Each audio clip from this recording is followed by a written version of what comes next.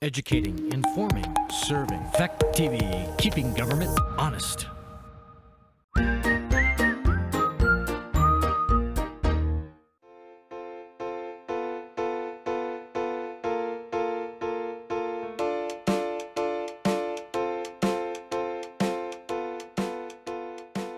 I'm going to call the meeting of the Saxtons River Village Trustees to order.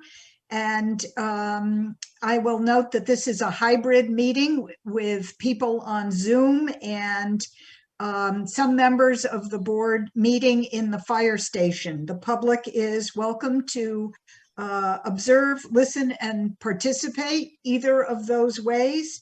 If anyone has technical difficulties, I would suggest you call or text Rick Holloway at 802-376-4639. Hi, Rick.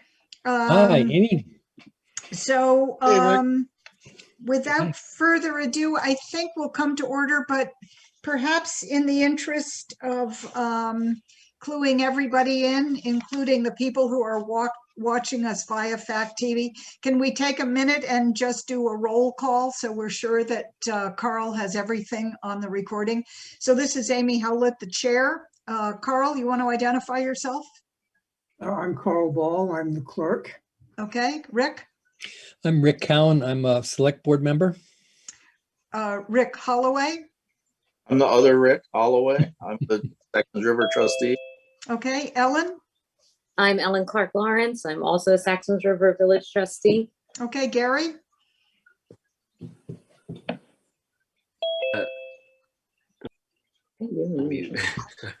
Gary Fox, Development Director, Town of Rockingham.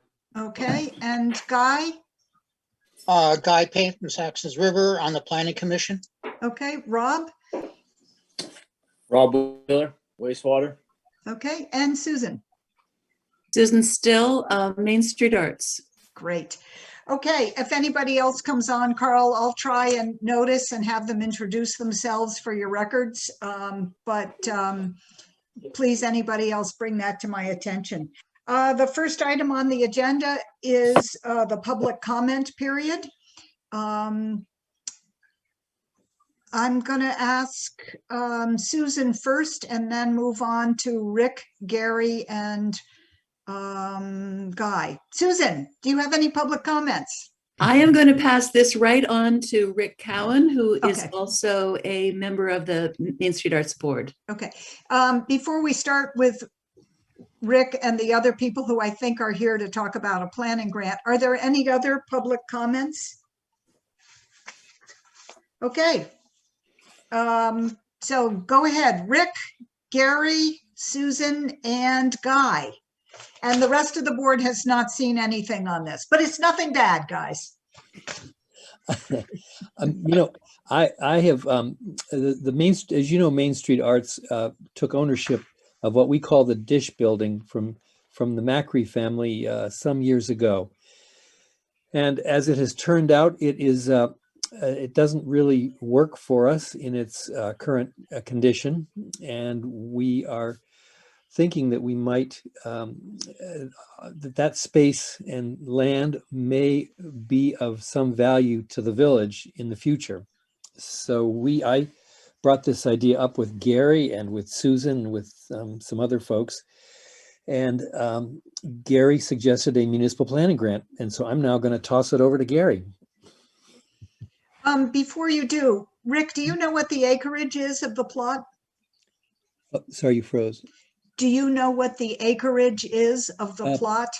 0.32. I'll look that up. I've got a document from Paul Noble that has that, but I'll get back to you with that. Okay, but small. Small, but not that small when you see the size of that whole building. So Gary, you want to go ahead? Oh, you're muted, Gary. I was just going to suggest that that Guy go first and we hear about all of the different opportunities before I get to the specifics of the grant that could go towards any of them. Okay, so I'm going to interrupt just for a minute. What we're talking about for the benefit of the board is a municipal planning grant with a very short turnaround time. And there have been some suggestions put forth. Rick has just outlined one. Guy has another, and there's a third. Guy, I'm sorry to interrupt. Go ahead. No, that's fine. I put this in an email, and some of you may have read it, but 3-4 months ago, John Dunbar and I, on the Planning Commission, was asked to respond to the bylaws as they pertain to Saxons River. And we had a number of concerns that arose, and one of them was just looking at the main street of Saxons River, and a little concerned about how this is appearing, and certainly specifically Main Street Arts. I had some concerns around zoning and empty lots, and how do we want to make sure that those lots are used appropriately. Now, it has to do with zoning. And both John and I were feeling that, wait a minute, it is not up to us to make decisions about the bylaws with regard to zoning and land use, that it's best to be part of a community input. So that's where we left it.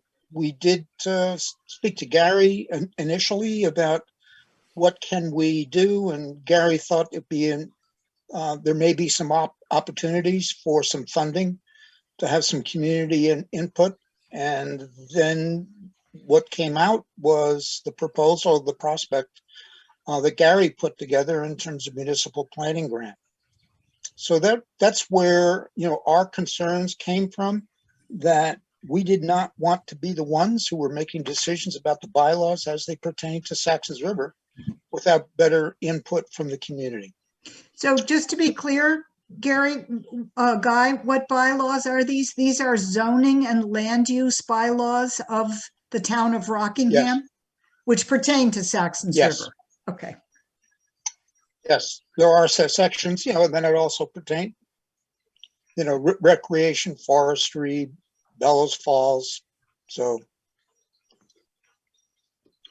it covers the whole range of Rockingham, but we were charged with Saxons River. So let me turn it over to Gary, and then you take it from there, Gary.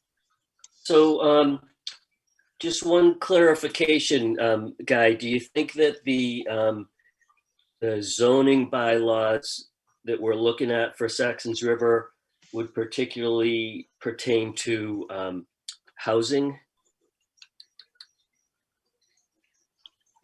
It would be housing, but also it pertains to the main street. Okay. Okay, so municipal planning grants. Both of those are eligible activities, looking at the property redevelopment or the zoning around Main Street. The zoning around, there's because of a housing crunch and a legislative amendment that put $500,000 into zoning upgrades that have to do with housing, accessing more housing. There's a secondary grant round that's coming out, and the thing about municipal planning grants is that the whole town can only apply for one per year. So whether it's for Saxons River, for the village, for the town, but they're still working on the rules for this separate housing piece, but they're pretty sure that they're going to allow the housing one in addition to the others. So just that is a possibility if we're framing the zoning piece to get at increased housing to be able to access redevelopment that improves housing scenarios, then you could do both. We could do both projects. In terms of the timeline, one of the questions that Amy had raised was there's only one trustees meeting in August, and do you need another one? And so I would just say that really what we need from the trustees is if you're interested in applying and which direction you would want to go in. I thought there was a third request, which was to look at the streetscapes design on Main Street and possibly improve those. Right. So if that is a third one, really the trustees would be saying which focus you want. And in terms of timing, the grant isn't even available to look at until September 1st. So if you decided beforehand, it would allow us to do some preliminary work, like executive summary, for instance, with the property, who would be the owner? Does the village want to take ownership? We'd be able to frame the criteria and do some preliminary work, but really looking at all the questions and answering them, we couldn't start until September 1st. The reason I think, like Amy's describing it as a tight timeline, is there are a lot of steps and approvals. So once we define the application and complete that, the Planning Commission has to approve it and sign off on it. Being that it's for Saxtons River, we would want the trustees to sign off on it. And then it has to go to the Rockingham Select Board to get sign off.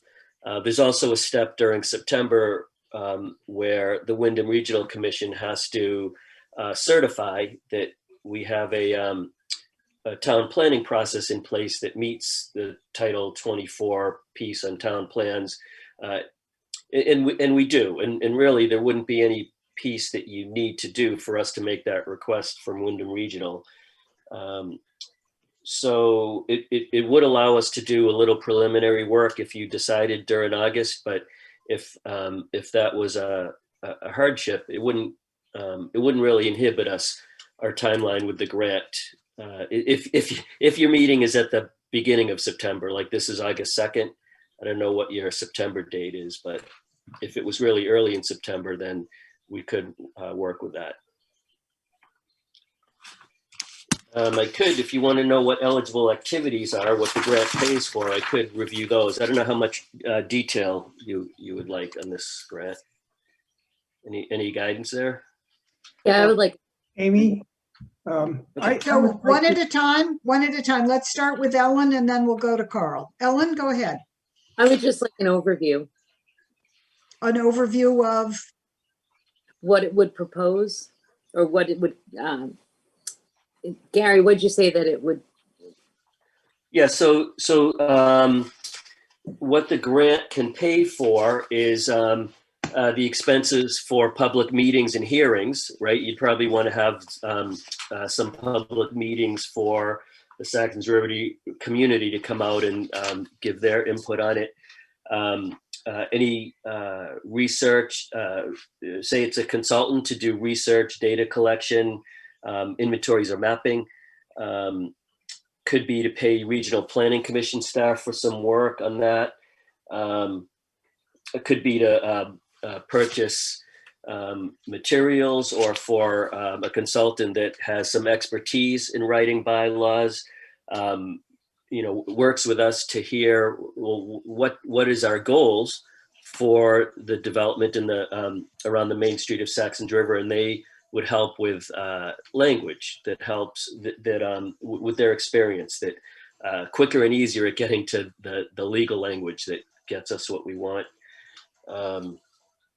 And then they have a line that says conduct any other non-prohibited activities. So I guess we should read those. So the prohibited activities are supporting political activities, supporting projects that are incompatible with the regional plan. So any of these pieces, we would need to make sure that we fit them within the goals and policies of the town plan.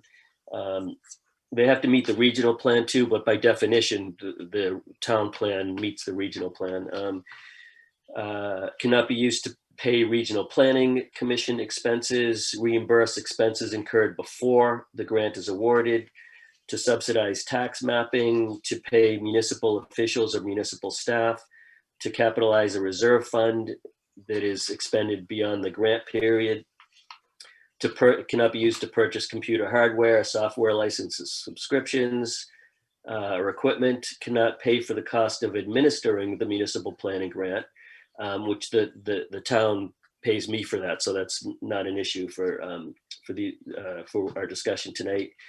And it cannot pay to support plans, bylaws, or policies that violate state or federal Fair Housing Act. Yeah, that's the overview of eligibilities and prohibitions. Ellen, is that what you hoped for? It was, thank you. Okay, Carl, you're next. Yeah, I'm lost. This is, I'm coming to this out of a vacuum. This is the first I've seen. I haven't seen any background information. This kind of seems to me kind of a big item for us to be tackling with no background out of a public comment. It came to me late, Carl. I apologize. I probably should have sent you the email that described this, but the agenda was already put together. So let me recap just for a moment. Let me finish. Okay, yep.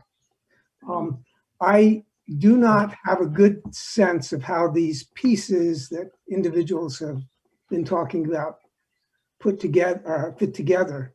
And I would like sort of just a synopsis of what are the bylaws issues that we're concerned about? What are we specifically looking at planning for?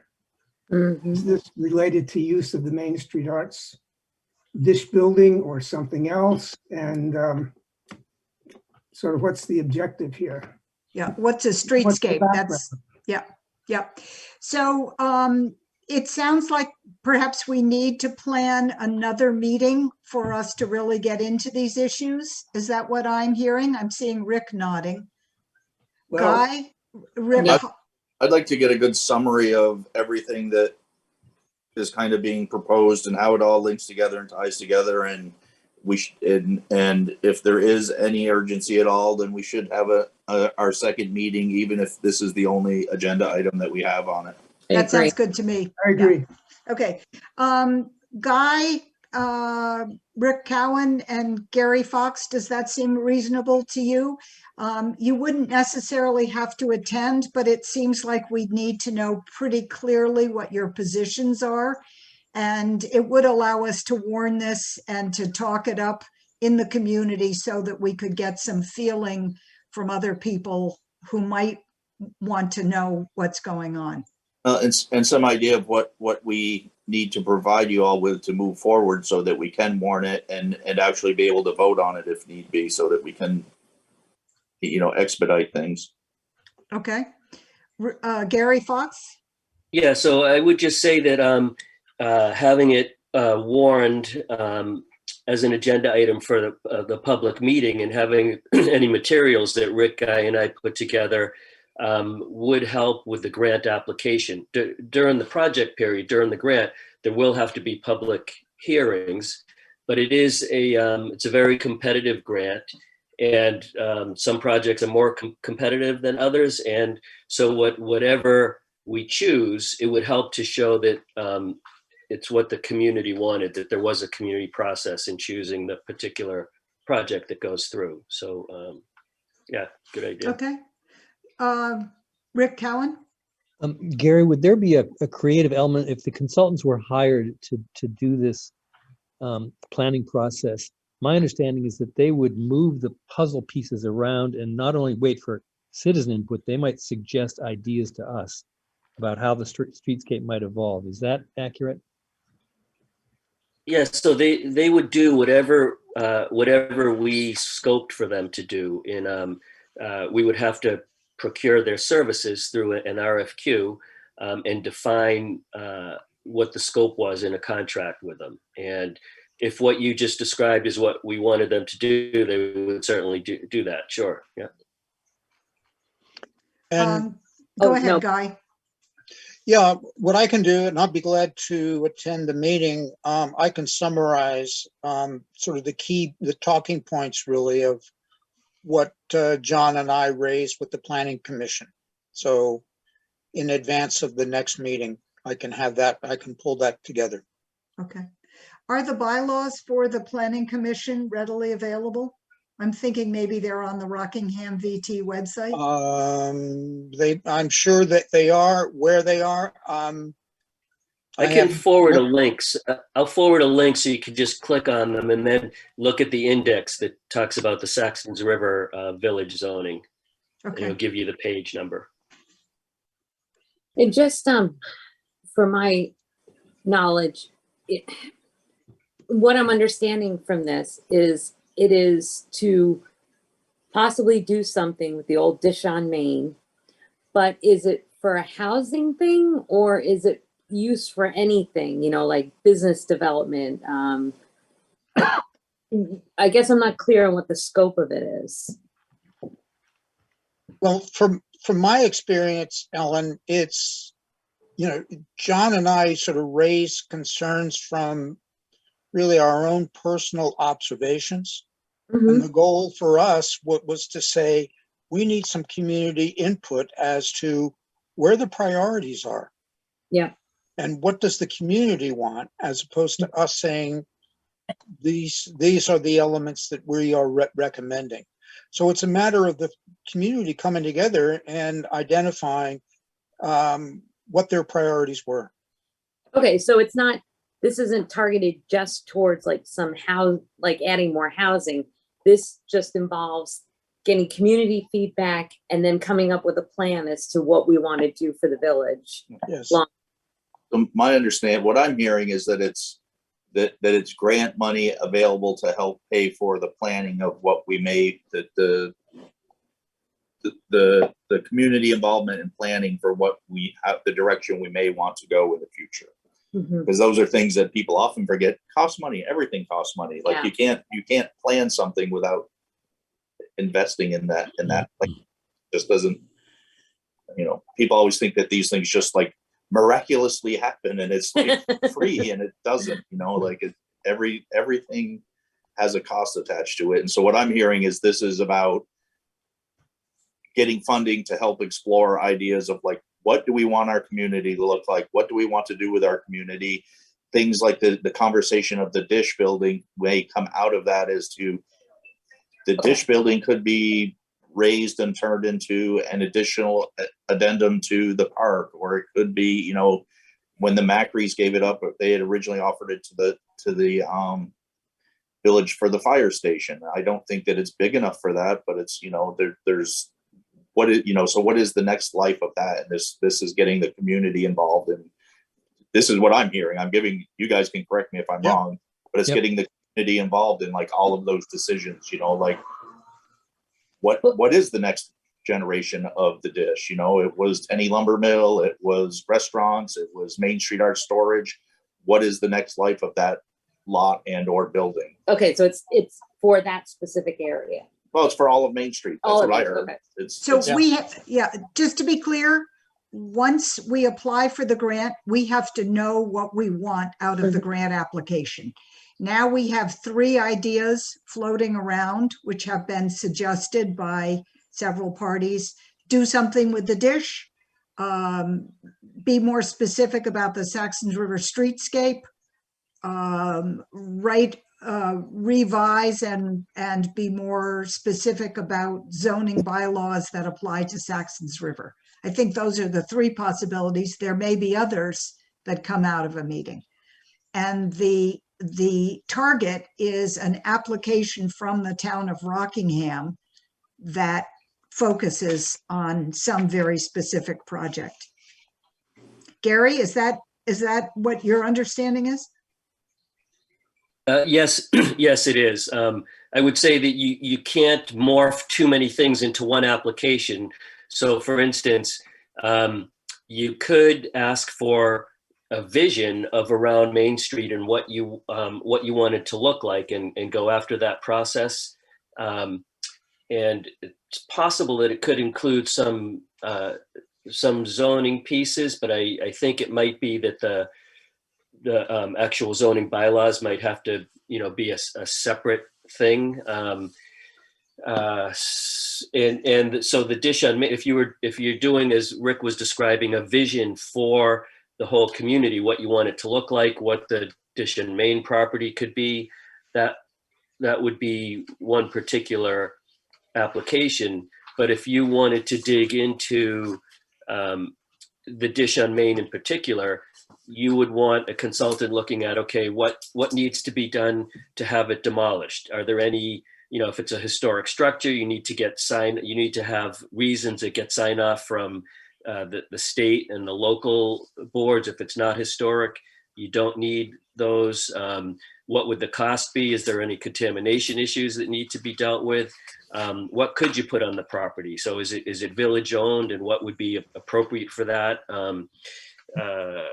Is there what's allowed with zoning, and is that a problem? Do you want a specific zoning amendment that fits that piece? So it would really dig into the details of, and coming up with what the community wants to do with that plot of land. Is it a fire station?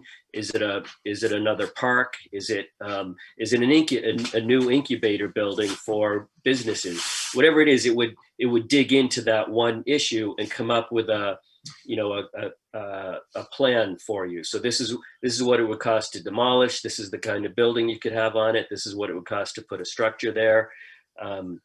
So you really would have one discrete project. You couldn't morph all the things we talked about into one overall project. And I think, one of the other points to keep in mind on the other end of town is the restaurant.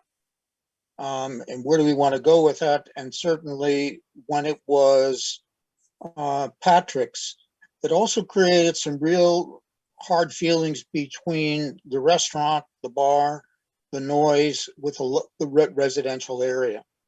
So that was another issue that people were very much aware of. And so again, it goes into the streetscape and some of the zoning around that. And so Gary, maybe I was overlapping. I was more thinking that the lead up to what the actual grant is, looking at all of those things and deciding what we want to do, and then as a community kind of deciding where we want to go after the grant. Yes. Which project. Understood. So, Got it. Okay. So like this early phase is like looking at all of these things and saying, what is the most pressing to us now, and what do we need money to work on? Is it the entire streetscape, which in my opinion, the Main Street Arts building, the Dish building, falls into the streetscape of our village, because it's, Yep. You can't miss it driving through town. And I don't think Dave Moore can paint it well enough to make it like.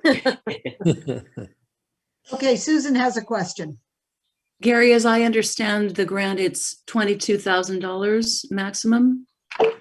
So those are the grant funds, and there's a 10% match. So it would be, like a $24,000 project. And in your experience in getting these grants, I think you've used these for Bellows Falls, is that right? Yes. For a project such as Main Street Arts, would you typically be looking at a firm like Stevens and Associates as consultants? Is that an example? Sure. So it depends. It depends on what project you're going for. So the process that Rick was describing, you're going to be looking at the village of Saxtons River and what you want to do for planning in general, and then focusing down for, okay, so then triage. What do we want? What's most important to do first? What do we want to spend some money getting done now? And so depending on what do we want to spend this $24,000 on now, depending on the answer to that, would tell you which types of firms you would look at. Certainly for some of them, Stevens Associates is a good example. I would say like for zoning bylaws, probably not. Gary, question. Would the 10% match come from the town of Rockingham or the village of Saxtons River? I guess that's not in my, it could be either. Okay. So that would be yours and the Rockingham Select Board's decision. All right. Okay, other general questions about the grant, the process, or well, let's do that first and then we'll do briefly what we need for the next meeting. Questions about the grant or the process? Well, sort of general question. Go ahead, Carl. I'm just sort of curious as to what we have in terms of municipal planning now or historically. The village of Saxons River or The village of Saxtons River. A guy? Oh, 7, Rick, maybe you know, Ellen too, I don't know, over 7 years ago. The Wyndham Regional Commission did a whole brainstorming session with people from Saxons River.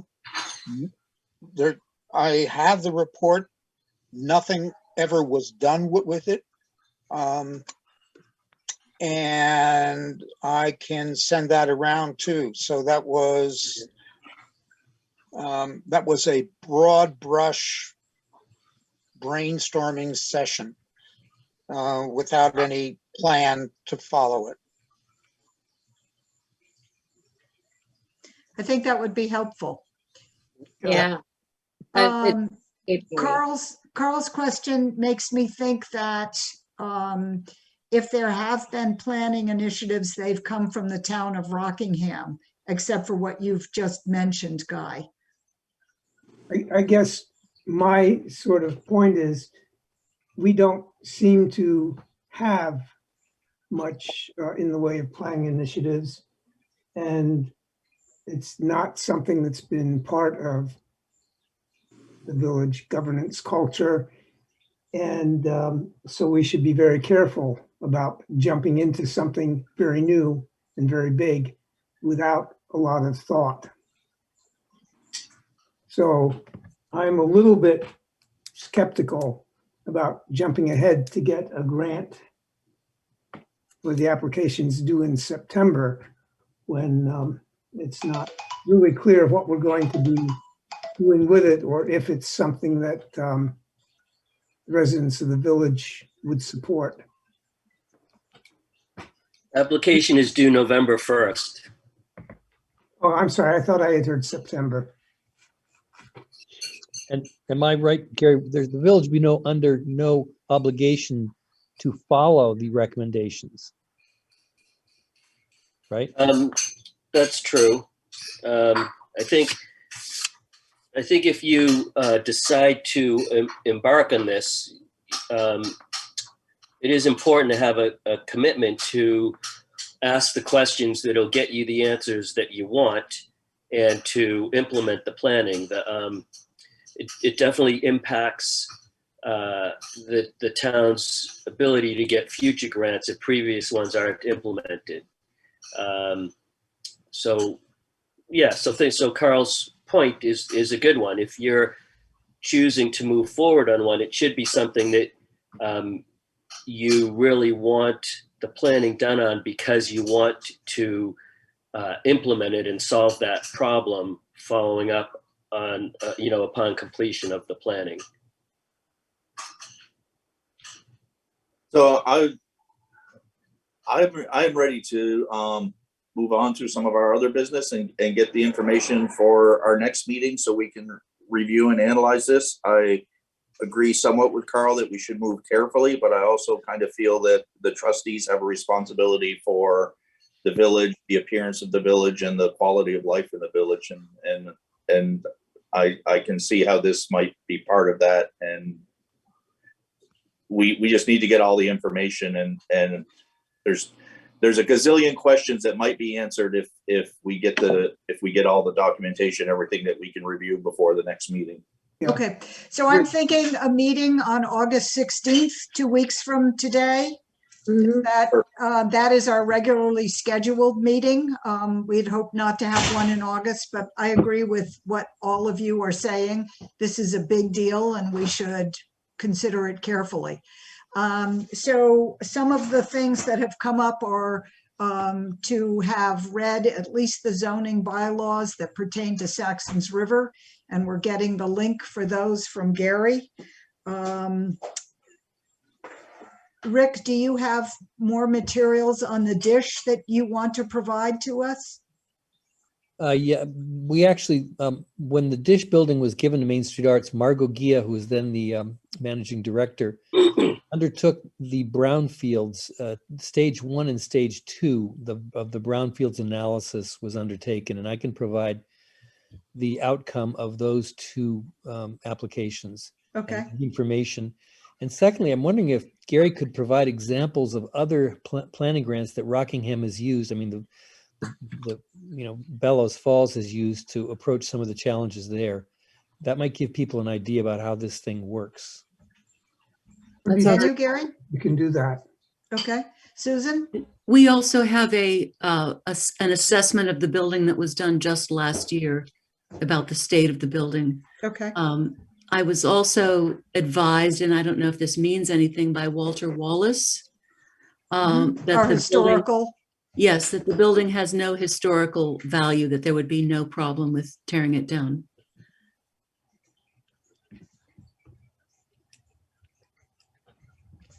Okay, anything else we need? I'd love to see a definition of streetscape. Guy, is that something that you have access to? Sure. Okay, so we are agreed. We will hold a regular meeting August 16th, and this will be the main item on the agenda. And we'll try and get the information out to the community ahead of time. Does that work for everyone? It does. Yes. Okay. I think we're all set. Anything else from Gary, Guy, or Rick on these topics? Just one question for you, Amy. Yep. When you talk about getting information out to the community, what do you have in mind? I was thinking maybe a short article and a post on Facebook. Okay. I can take on that responsibility. Thank you. If you can provide Rick? links, we could put something up on the webpage as well, Okay. if you think that would be appropriate. Sorry, Guy, I didn't mean to cut you off. No. Rick asked for an example that might have been used in Rockingham. And I thought, Gary, you may want to talk about the Fireman's Park. Well, it sounded like the trustees were ready to move on, and I am going to, it's part of the packet of information we're sending, so I don't want to hang up any more of this meeting with that stuff. Okay. Fair enough. Thank you all very much. You have my email if you need to contact me ahead, but I think this will give us the opportunity to come to grips. And thank you for telling me it's November 1st and not September 1. I think I've had that in my brain. Okay. September That's 1 is much when more it opens, when the Yeah. application opens and is available, yeah. Great. All right. Thank you Okay. very much. You're welcome Thank to you. stay. Okay, bye. Okay. Okay, so that was exciting. Let's see. I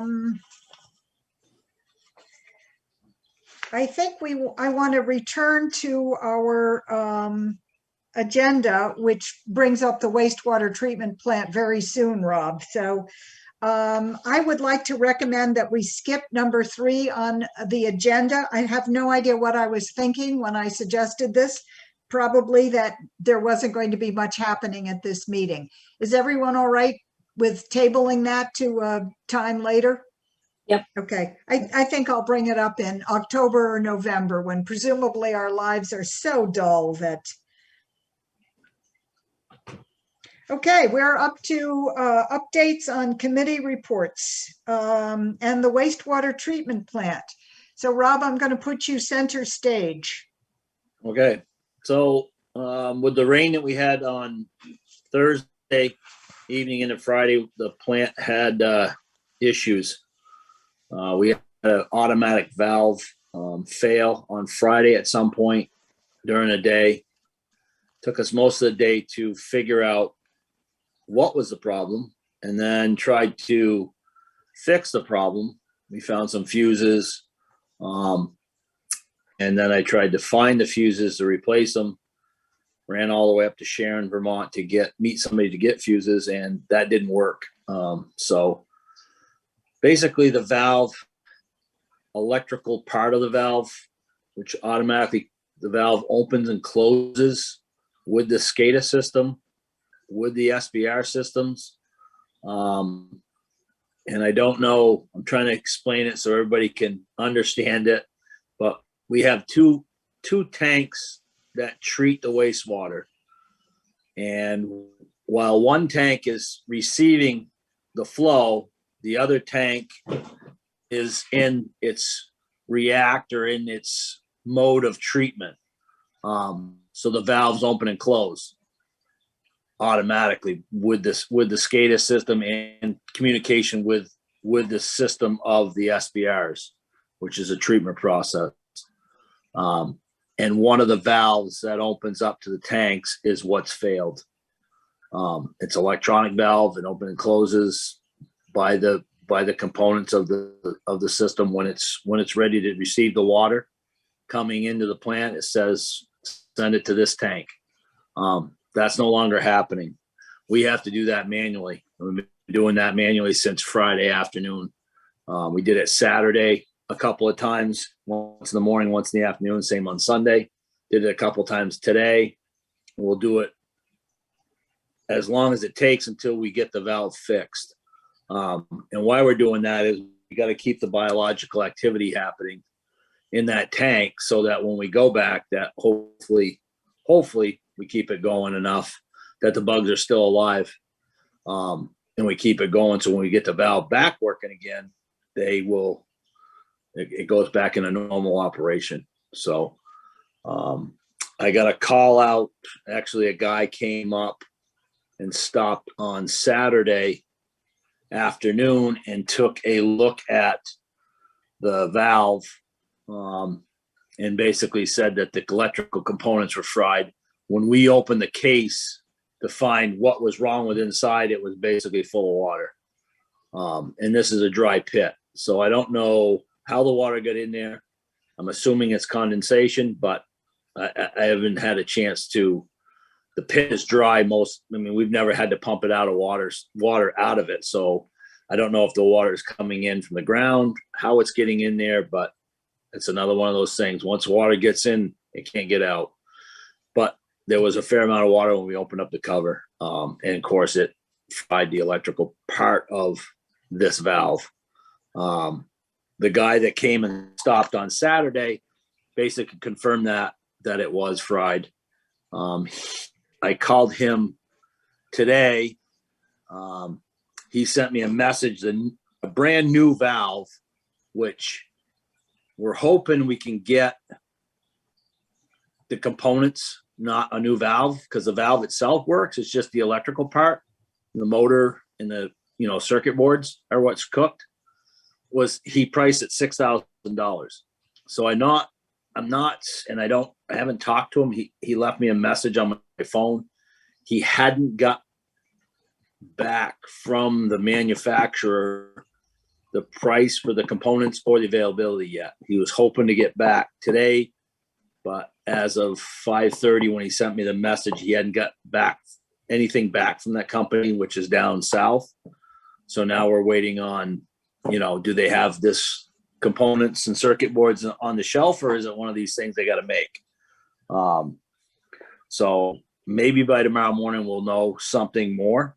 But I know he did send me an email this morning and it was basically, I asked him off the, what a ballpark, what he thought the valve would be, what it would cost, just so we'd have some sort of number. So he gave me a $6,000 figure. Now I'm assuming that's just a valve that's not putting it in. Whether we can put it in or he has to put it in, I don't know that yet. So it's all still up in the air and still new as far as what we're going to do to move forward. But my recommendation, Go ahead. I'm going to stop you, Rob, and this is the first time through for everyone except me. So let's give people a chance to ask questions, and Sure. flush out our understanding of this situation. Raise a hand. You're as I- floored as I am, huh? No, I understand exactly what Rob is Yeah, saying. I do You know, too. it's like water may have come through the conduit. Who knows how water got there? My only comment is, you know, think about how much time you're spending going back and forth, moving valves, and if buying, and the cost and lead time of the components, and if it's makes sense to just buy the whole valve and swap the components out and set the rest of the valve on the shelf and lube it up and save it for later, then I would. Right. No, like I said, I don't know. It's one of those things that the faster we get it, the better off we're going to be to put the tank back in service. Yeah. Because when it happens automatically, it's longer cycle. They usually cycle every 3 hours, and now we're doing it twice a day or 3 times a day. So we're not cycling it every 3 hours. We only do it twice. So we're trying to keep the bugs alive so that when we do get the valve and put it back together, we'll have that biological process still in that tank, so it doesn't go septic on us, basically, and have to start the whole process over again. Which is just, you know, if it happens, it happens. But we're hoping it doesn't happen. So. Okay, Go ahead. Ellen. I have a question for you. Hold on, Ellen, and then Carl. Sorry. Carl. So is any of this covered by insurance? I doubt it. No, If- it was, the other components weren't covered by insurance when they came through the conduit, the electrical and the control panel. So I would say this is not covered. I mean, it Well, wasn't like it wasn't like it was a flood, because it's a dry pit outside, and there's 2 valves down there, and this one had water in it and the other one didn't. We open up the other, because I said, as soon as we check this one, I mean, it's got, I don't know, it must have 12 or 15 bolts in it, and it's sealed tight. And then when I said, as soon as we get that one open up, I want to check the other one, even though it's working. I want to make sure it doesn't have water in it. We opened it up and it didn't have water in it. So, And it couldn't have been but like, this- or anything, right? say that again. It couldn't have been like vandalism or anything, could it have? No, the hatch is locked. Oh. So it's a below grade, so it's locked. I mean, we got padlocks on it. So, like I said, I don't know how the water got in there, but it's So watertight I think- after it gets in there. I think, you know, it may be that we can't cover it by insurance, but we can certainly submit it, Ellen. That's a good thought. You know, file that away and keep it. Carl, you're on next. Yeah, just for clarification, there's 1 valve for each of these tanks, and the valve to 1 tank failed, or there's 1 valve that routes the water between the 2 tanks. No, there's 1 valve for each tank. So SBR1 has its own valve and SBR2 has its own valve. And when they call for inflow for the water coming in to go into that tank, that valve opens up. Okay, And those have failed. One of those valves have failed. So at the short term is we need to have the valve fixed. In the long term, we have the valve fixed and have a spare valve or spare components of a valve on the shelf. So if this happens again, we can actually repair it like right off than having to wait. Just because we don't know how long I don't know how long the lead time is going to be on this, but time is in the essence right now, trying to keep the biological activity going.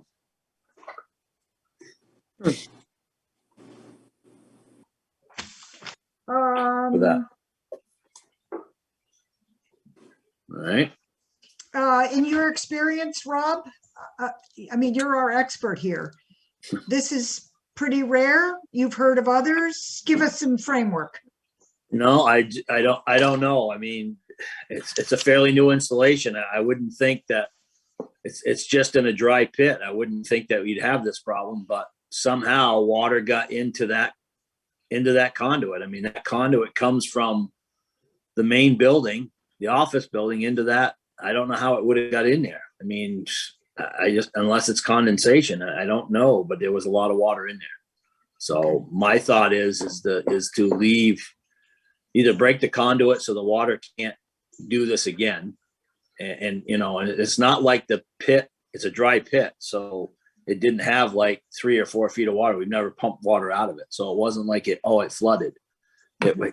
This box or this electrical part had water in it, just like the water dripping in the conduits in the control panels in the office. They were coming down through the ceiling. I don't understand why it did it. It's just one of those things, I guess. I don't know. It's just, I don't know. One of those things. Just All an right. odd So time to do it too. the suggestion, one of the concrete suggestions, well, we actually have two, as far as I can tell, is that we budget for purchasing a new valve. We have a ballpark figure of $6,000, which may not include labor. Rob has also told us that perhaps we should budget for the valve components. We don't know about availability of those components or how much they would cost. Do we have other alternatives? I know this guy, he deals with these automatic valves. So if we can't get parts for the one that we have, I'm hoping that he has another, what do I want to say, a backup plan to put a different type of valve in that he might have to get us by until we can get the parts that we need for our valve. But like I said, I don't know. He's trying to get the parts for the valve we have because that's the easiest route to go instead of changing the whole valve out, because then you got to make that separation. You got to separate the pipes and pull the whole valve out. So it's a little more difficult than just changing the electrical components part of it. Can we get his name and company? I don't, it's Brad Small, and I don't know the company name, but I can get it. And you were given this by I was given it by Tom Allen from LCS. Just looking at his text message, but yeah, it doesn't say. Yeah, I just wanted a little framework so we knew. Ellen, were you trying to ask a question? Yeah, just, so did it happen the same night as the storm? Is that what you said? Well, no, the guys were down in BF, and then they called me about, I don't know, 10:30, 11 o'clock, and they asked me to go check Saxtons River because they thought it was, one of the tanks were higher than normal. I went down and checked, and everything was normal, working, and seemed fine to me. And I stayed there and watched it for a while, and everything was good. Both tanks were working.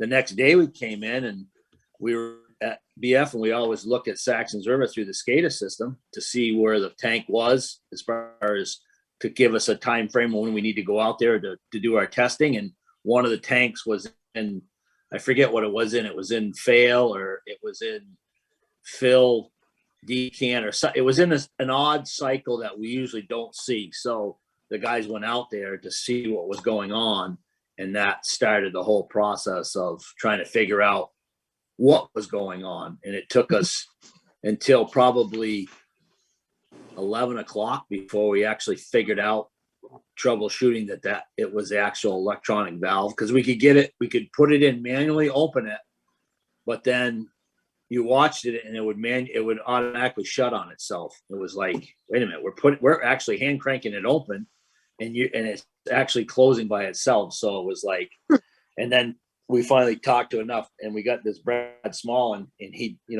we did a couple of things, and he said, yeah, it sounds like the board is cooked. So we got into it, and we tried to dry it out, because I've had luck of drying, electrical stuff getting wet, drying it out, hair dryer, spraying it with, contact cleaner. I mean, I've had total pump stations go under water, and I've had them run for months, years, and just had a couple components go. But yeah, it wasn't the case. And like I said, I went to Sharon, Vermont, and met Tom Allen to get me some small, because it was specialized fuses. And I got back at, I don't know, forget what it was, 5 o'clock, 6 o'clock.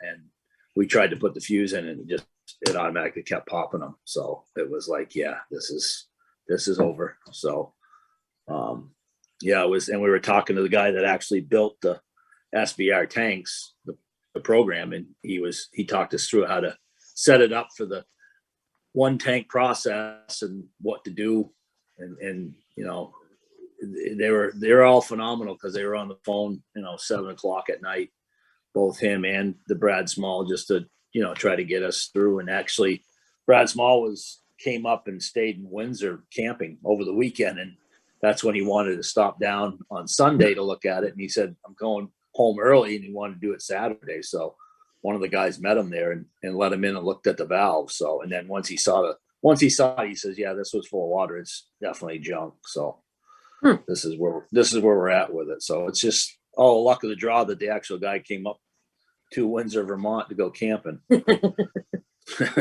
So just an odd thing, but that's good on our end, I guess. So he actually knows what we're up against.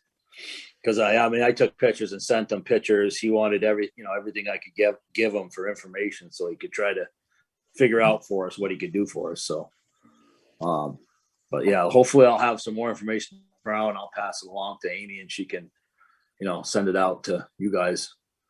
So here's my question for you. Put on your open meeting hats. I know some of you have lots of experience with this. We have a situation on our hands. Would you prefer to actually hold a vote once we have a price from Rob? I'm sure we could put together at least a 3-person quorum Zoom to review Rob's proposal once we know what it actually is. Would give us time to warn it. That's a special meeting, so it's 24 hours. We don't have to wait as long as a regular meeting. I consider it kind of an emergency situation. Yeah. Yeah, I can't wait 24 hours.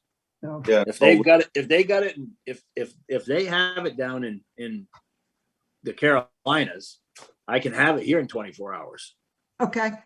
You know what I mean? I can't wait. Yep. So Rick, what's your suggestion? I would like to make a motion that under emergency statutes, we give Rob the authority to spend up to $6,800. Was that what I heard? It was sick. I don't know what it's going to be. He said $6,000 for a complete new valve. So I don't know. We don't know what the new components are going to be. I'm hoping it's going to be under that, but I don't know. So I'm going to say $6,800 for a complete valve and shipping if it comes to that, so that you've got coverage. So for emergency repairs to the wastewater treatment plant, that we give Rob permission to spend up to $6,800 to get components to replace the failed valve. Okay, so Rick has made a motion that we approve up to $6,800 for a complete valve and shipping for emergency repairs to the wastewater treatment plant. I second Rob, it. does that sound like that gives you enough scope? Yeah. Okay.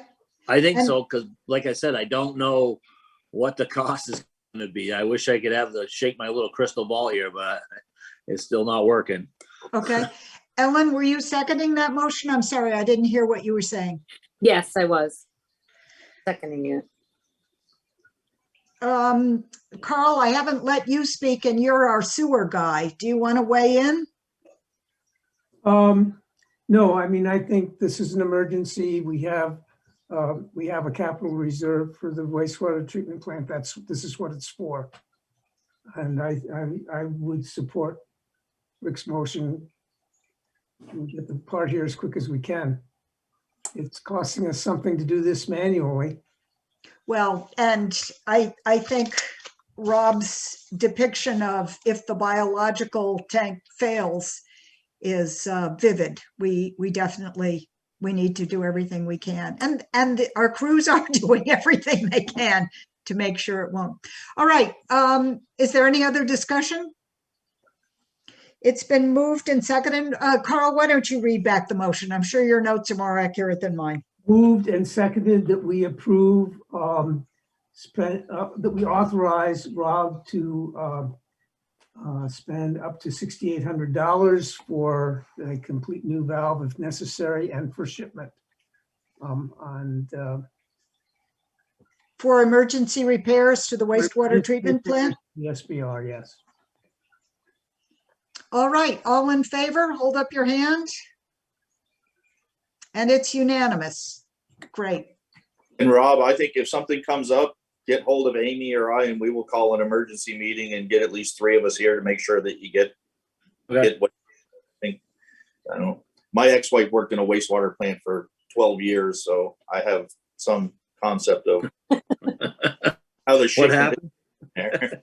Yeah.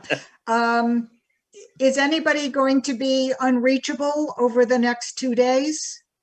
Nope. Nope. Okay.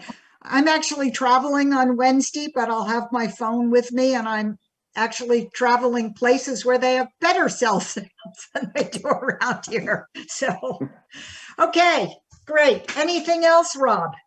Well, I'm still confused. The lock on the shed. Oh, yeah. I know there was an email that went out. Do you want me to get the lock, or is he gonna Yes. get the lock? Or He wants how you to is buy it? the lock. Buy the Okay. lock you want. He would be happy to install it. So remember, Okay. everybody, this is a push button combination lock. And originally I had thought Kevin was following up for the master key. That has not played out. He wrote back to me, he would prefer that we buy the lock, and he is happy to install it if you don't want to. Okay, but I thought it was part of his bid. That's only my concern.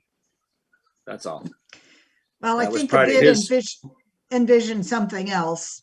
So I don't know Right. what's going on. Anyway. If you're willing to purchase it, I think that would be great. Yeah.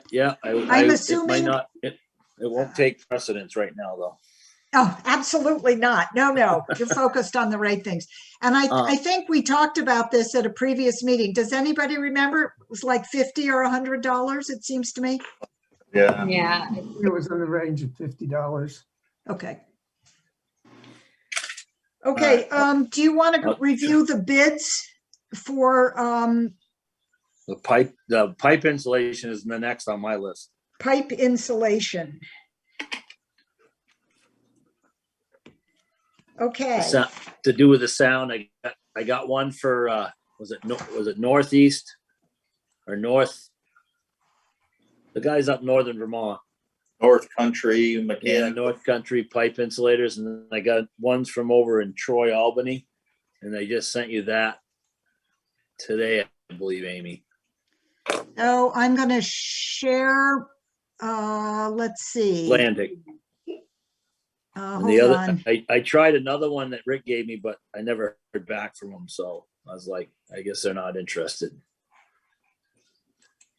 Hold on, it's going to take me a minute.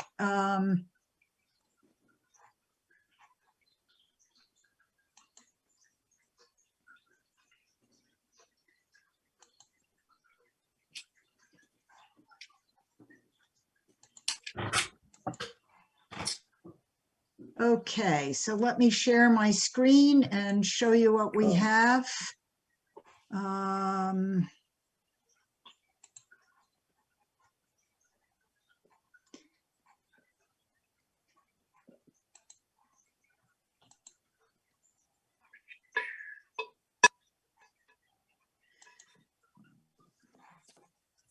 Okay, here is, No, nope, that's sorry.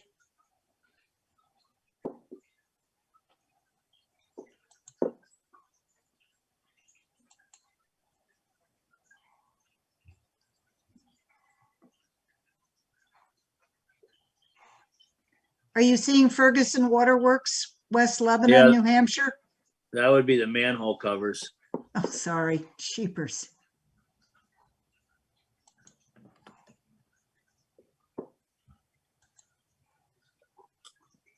This is the old one, right? Mechanical insulators? Cleaning Yeah. pipes prior to, I forget what it was, but I want to say it was like $5,000 ish. hold on, I put something on the, I don't know. I'm going off memory. yeah, so, oh, this is a different one, I'm sorry. Can this wait till the next meeting? Yeah, whenever you, like I said, I sent you another one today, which was like 12 grand for the other price. Like I said, I did somebody else, but they never got back to me. So I got two prices. So Okay, and the first one was about 5,000? yeah, I want to say that was the North Country guys were that, something like that. But yeah, and I can do more research when I go through the emails. How about we leave this for the 16th? I probably won't. I'll be on vacation, so you guys will have to make a decision without me.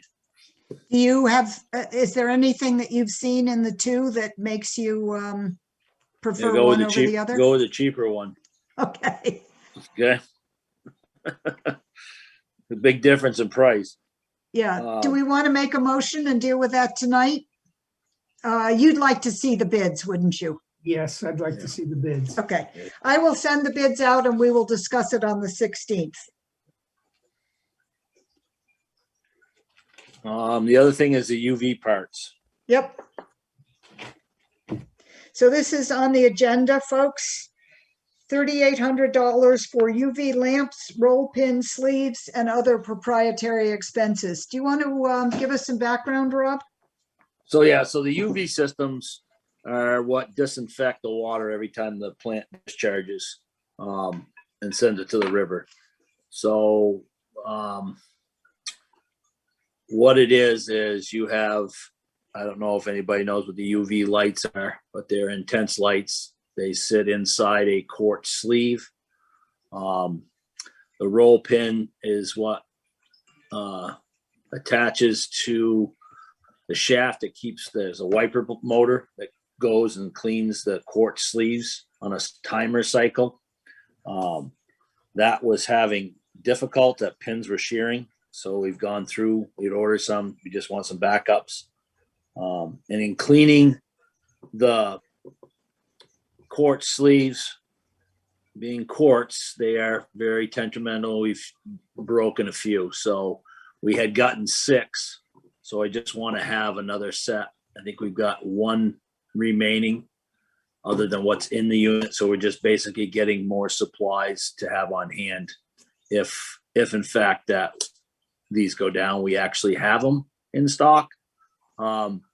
I have heard, and I don't know what the availability is, but I've heard from other people that UV companies are having problems getting supply, and I don't know if this company has the supply problem. So I might be placing the order, but I might not have any UV lamps or sleeves. So I didn't check on that. We had got prices last fall, I think it was, just to have a cost analysis. I think we're like Ben wanted it for, we had extra money left over from the project. So if we're going to get spare parts, and I got a whole breakdown of all the spare parts of the UV system. So, and it's kind of proprietary of that UV system. So unless, it's new to me, so I'm pretty sure you got to stick with the UV lights that they use. I'm thinking, I don't think I can just go off the shelf and get UV lights from somebody else. I'm pretty sure they designed them around theirs and the quartz sleeve and stuff. So Rick, do you have special knowledge about this? I don't know if it's special. I have common knowledge about such things. I've worked with the different UV purifiers for sap and high purity water, and I'm sure that he's not going to be able to find alternate lights that they're probably designed for this specific purpose and cause. And I just wonder, is this something that's on a yearly PM or something? Because a lot of times the UV lights need to get replaced annually anyways. And yeah, pretty much. I mean, it tells you on the system what strength they're at or what they are at. I mean, these lights have been in since the beginning of middle of 19. So we've got a couple of years out of them. So, and they're still showing good signs. So, and they're still disinfecting. So like I said, we've changed. We just want to have some backups. But like I said, I haven't placed the order, so I don't know if they're actually have them in stock. So it could be one of those things where they can tell me that, yeah, we can order them, but they'll be coming over from boat in China. I don't know. Nobody has anything in stock these days. It doesn't seem like, no matter what. Yep. So you're asking for an approval of about $3,800 of proprietary parts for Yep. the wastewater treatment plant? All right, is That is- there a motion to approve that? Yes. I move that we appropriate $3,800 for proprietary UV lamps, roll pin sleeves, and other related expenses.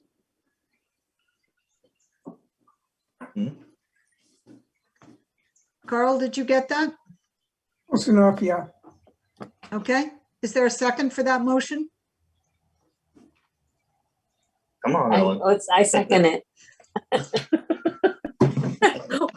I wasn't sure if Carl was, and I kept talking in front of him, so. Carl's trying to take notes, so it's your job to second.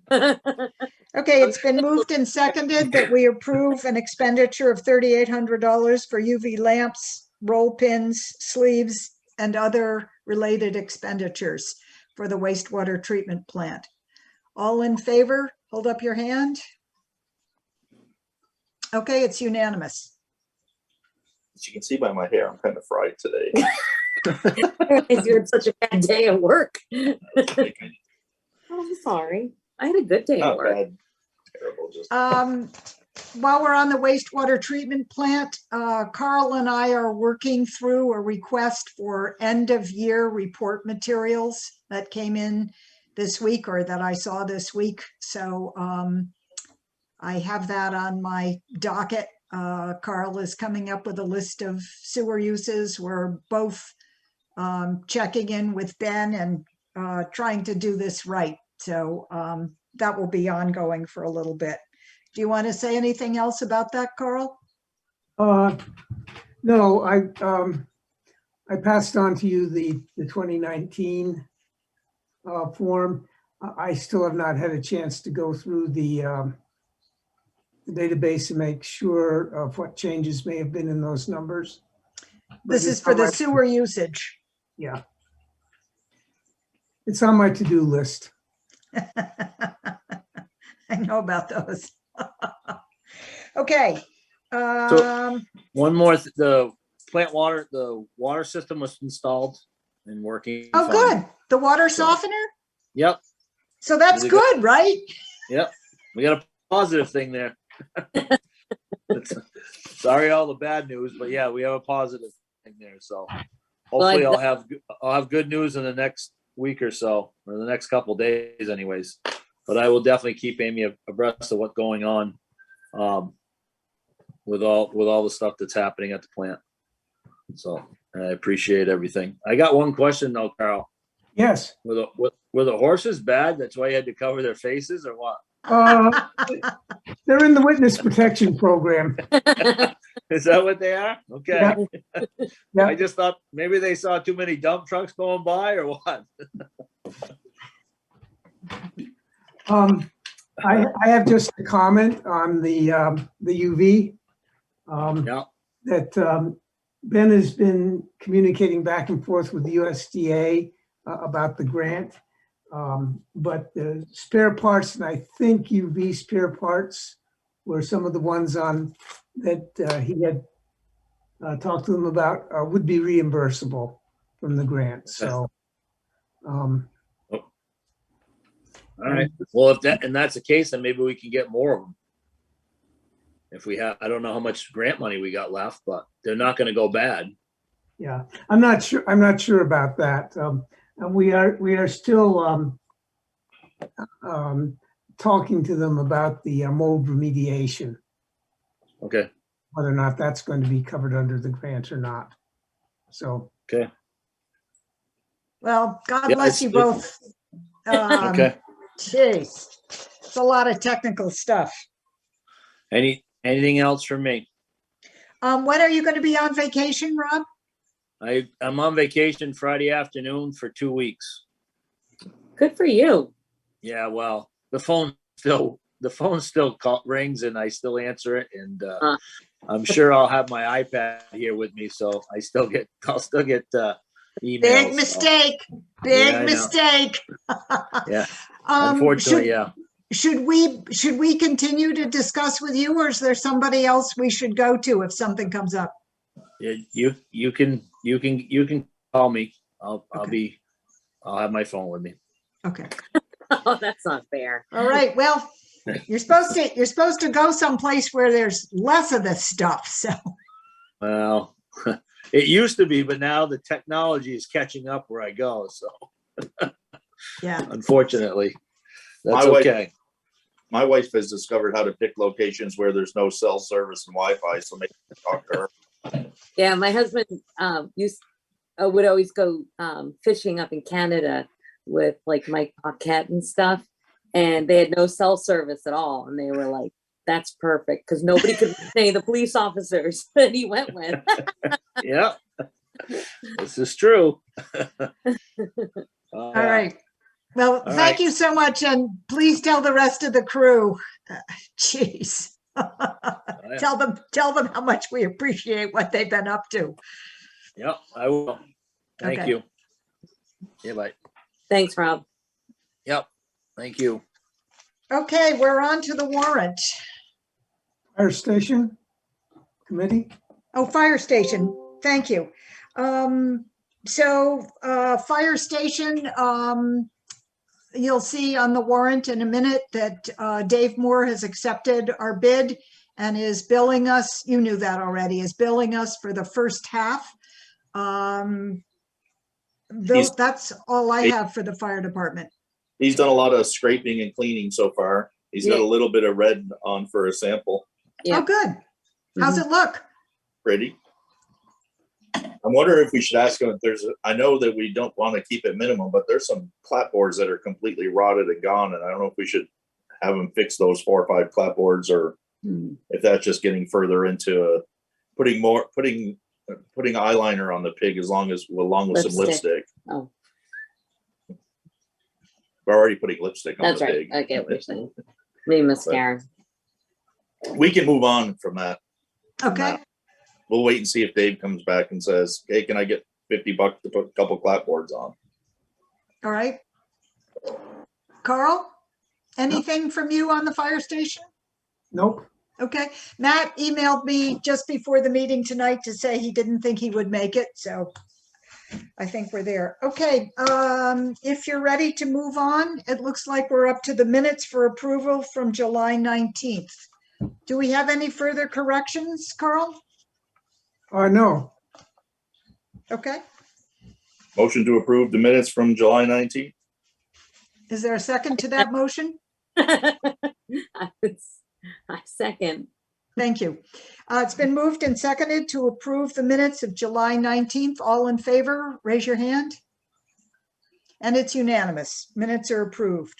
Warrants and bills for approval. I think I need to do some last minute pruning with you. Hold on. Share screen.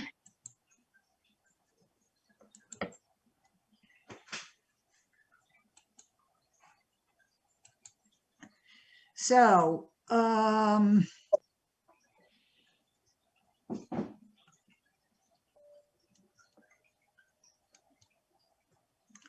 not getting any bigger. I thought I could do that, but I apologize. Most of these are routine. When we were not going to meet again in August, Sarah suggested that we put on the contract for Rob Wheeler, number 17, an anticipated invoice from the town of Rockingham. That hasn't come in yet. Would you prefer to pass that at the meeting on the 16th when we actually have it in hand? Yes.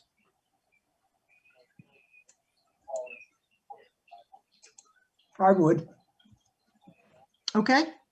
And I also don't have an amount yet for Sarah, who anticipated an invoice for pre-printed village checks. Would you prefer to wait for the invoice and do that on the 16th? If we're gonna wait for one, let's wait for two.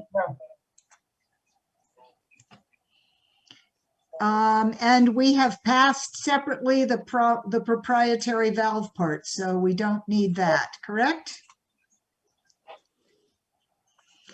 Okay, we are down to a total of $6,514.68 for looks like 10, 1, 2, 3, 4, 5, 6, 7, 8, 9, 10, 11 items.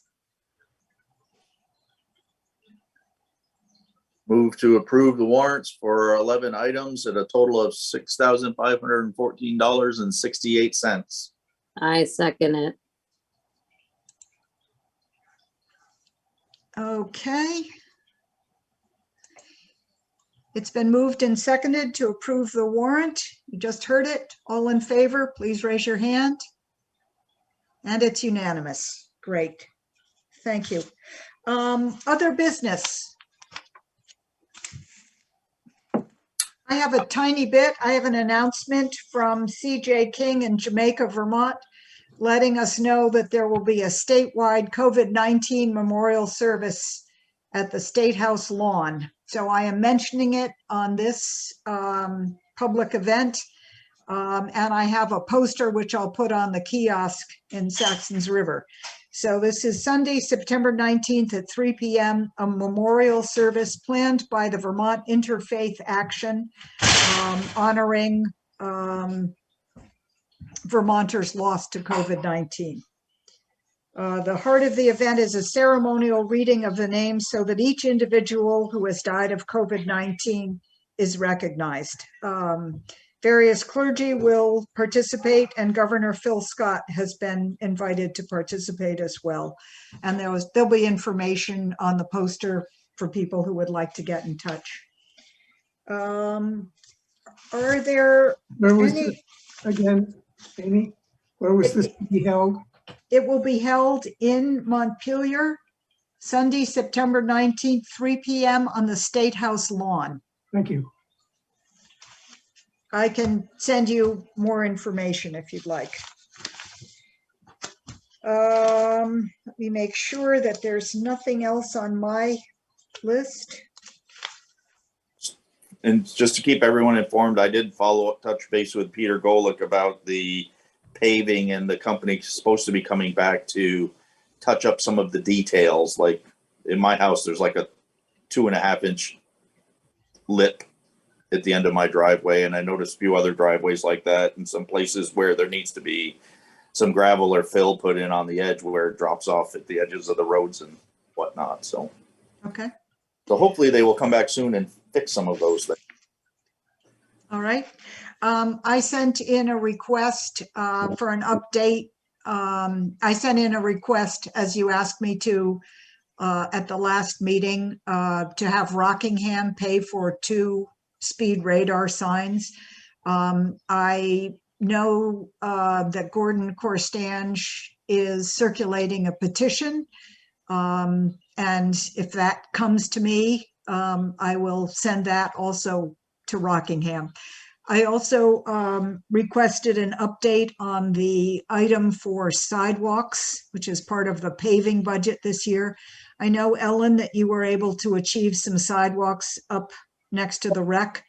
And Andy Howarth is aware of other sidewalks that need attention in Saxtons River. So I sent that to his attention, and also to Peter Golick as the chair of the Rockingham board, and to Scott Pickup as the town manager. And I haven't heard anything back. Yeah, major kudos to Andy, because I had emailed him, and within 2 hours he was out looking at it. And then the next day they had approval to get it paved so that we have a nice sidewalk back up to the rec from town. Yeah. Well, good for you for taking it on. Well, I was very appreciative with the support that I got. So thank you very much to the town. Good. Carl, do you want to talk about the lettering on the stone bench, or save that for another time? Let's save that for the 16th, since I haven't talked to I'll be talking to Chris tomorrow. Okay. And I've heard informally on the park that someone, I think perhaps Peter Bergstrom, is working on an application form and that they intend to bring it to us. Perhaps if the application form has everything we're concerned about, then we can give them the ability to approve applications for use of the park. So they are also talking about fees, liability, garbage pickup, all the issues that go with public use of a public space. So that should come to us at some point. All right. Any other business? Let us talk about the meeting after the 16th. The meeting after the 16th would occur on Labor Day. I'm assuming, since we have a little time to plan it, that you would prefer not to meet on the Monday of Labor Day weekend, but tell me. Preferably not. Yeah. Since we're gonna have the August one, maybe we can skip that one. All right, so you would rather have the meeting following that be the second meeting of the month? That would normally be that would be the 20th. The first Monday of the month is the 6th. The second would be the 20th. I wonder if we should make it the 13th. Yeah. I think that would be okay. What's your feeling on that, Carl? Rick? It I'd rather- devolves from our regular schedule, which is never great. Oh, Well, in the past, when birthday the party. holidays been involved, we've had a meeting. I'm sorry, Carl, say it again. I said, in the past, I think we would have met on the second and third Fourth? days rather than the first and third. Okay. So Rick, I'm fine with that. Rick, do you have a commitment on the 13th? No, I don't How think about so. you, Ellen? Nope, that works for me. Okay, so let's make the next meeting, the meeting following the 16th. So August 16th and then September 13th. And typically then, Carl, would we meet immediately on the 20th, the third week, or would we go to the 4th, the 27th? Oh, I think we would have met again on the 20th and Okay, We might as well go to the 20th, because if we went to the 27th, then we're gonna be meeting again on like the 2nd or 3rd of October. yep. And if on the 13th, it looks like we can skip a meeting, we'll skip the 20th. Okay. Yeah. All right. Any other business? No executive session necessary, I assume? no. Nothing that I I can think we're default- ready for a motion. guidelines. Motion to adjourn. All in favor? Second. Carl, is that unanimous? That's Carl is unanimous. I make the motions, you second. I think adjournment doesn't require a second. That's my Okay. Great. official. Thank you Bye. all.